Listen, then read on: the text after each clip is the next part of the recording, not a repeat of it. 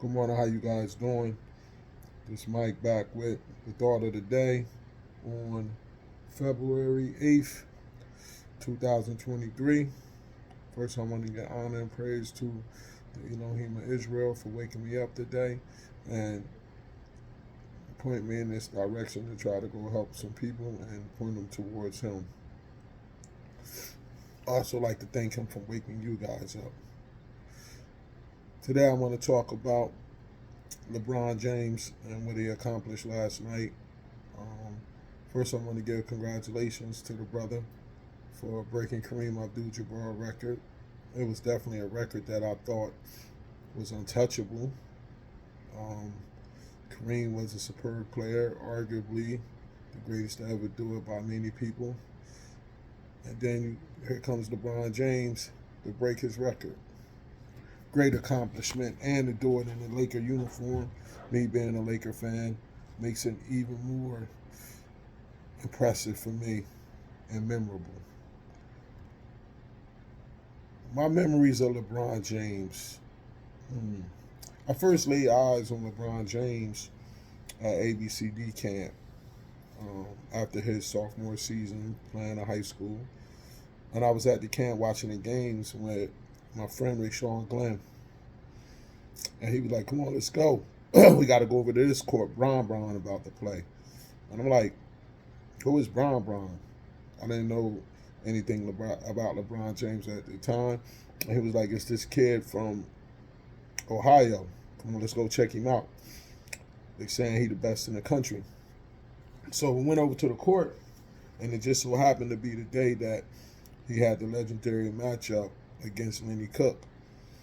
When I first laid eyes on the young fella, I could tell he was from humble beginnings. He had a fro pushed to the back, um, and you could just tell by his demeanor that he came from humble beginnings.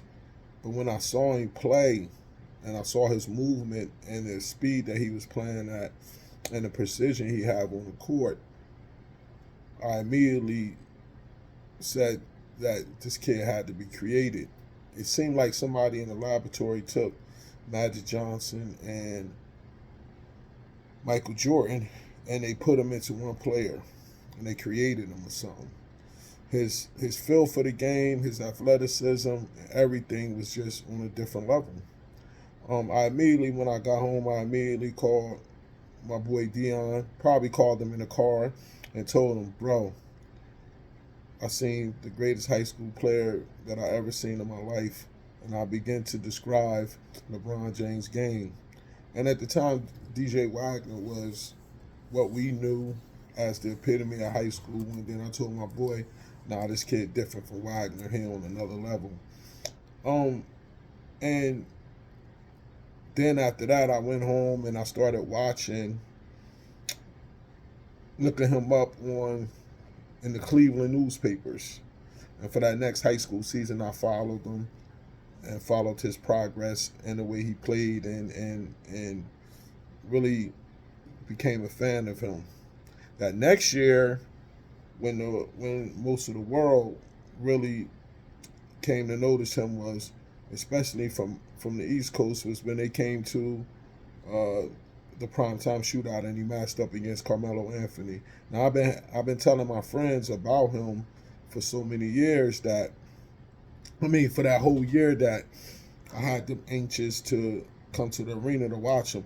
Now if you know me, I know how to hype something up. And I was just telling them how this dude was just a totally different animal and stuff.